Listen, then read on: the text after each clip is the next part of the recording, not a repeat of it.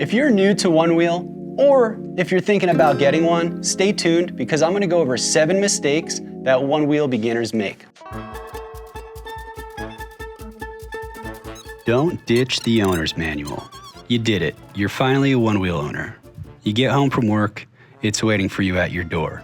You pull a box out of the box, and there it is, the owner's manual. And then you toss it away. Here's why you shouldn't do that. Just like every other owner's manual, it's gonna tell you the most useful information about the product. How to use it, how not to use it, and how it works. Now that we got that one out of the way, let's talk about the next one. Know your stance, goofy or regular.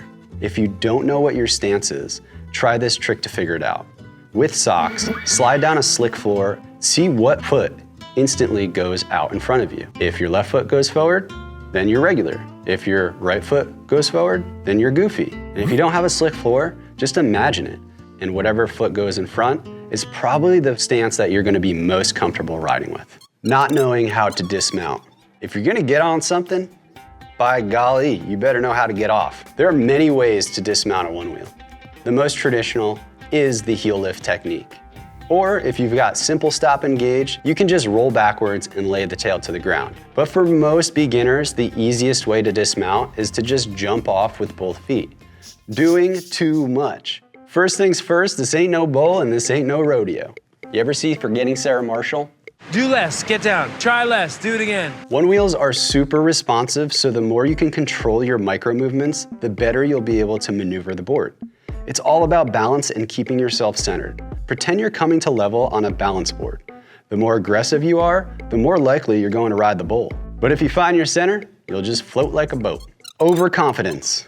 No matter how good you are at other board sports, if you haven't ridden a Onewheel before, then you haven't ridden a Onewheel before. Onewheels are intuitive vehicles, and in most cases, people become very comfortable within the first 5 minutes. You're the type of Onewheel rider that I worry about, because you're just a go-getter. You're like good at it, and now you're just like seeing how fast you can go. Sometimes that comfort turns into overconfidence, and overconfidence can lead to a bad time. And we want you to have a good time, so take your time and just don't get ahead of yourself. Ignoring the safety features. Speaking of good times, there is never a good time to ignore the safety features on Onewheel.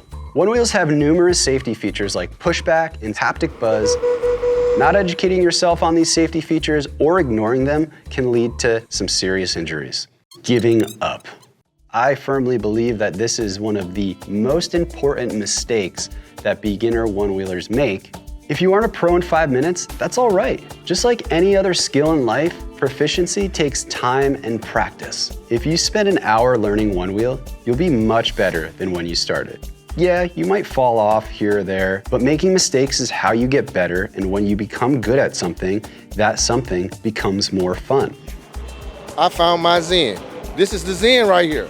There are tons of mistakes that you can make. Some are better to make than others, and sometimes you just have to make those mistakes to learn and become a better rider. So if you're a seasoned rider, please hit the comments below with some things that you suggest Onewheel beginners avoid, whether they're looking to get a Onewheel or they just started riding a Onewheel. Let's make this an awesome educational forum for everybody who's seeking that knowledge. Share the knowledge, because at the end of the day, the more we share, the more we care, the better off we are. And as always, shred on.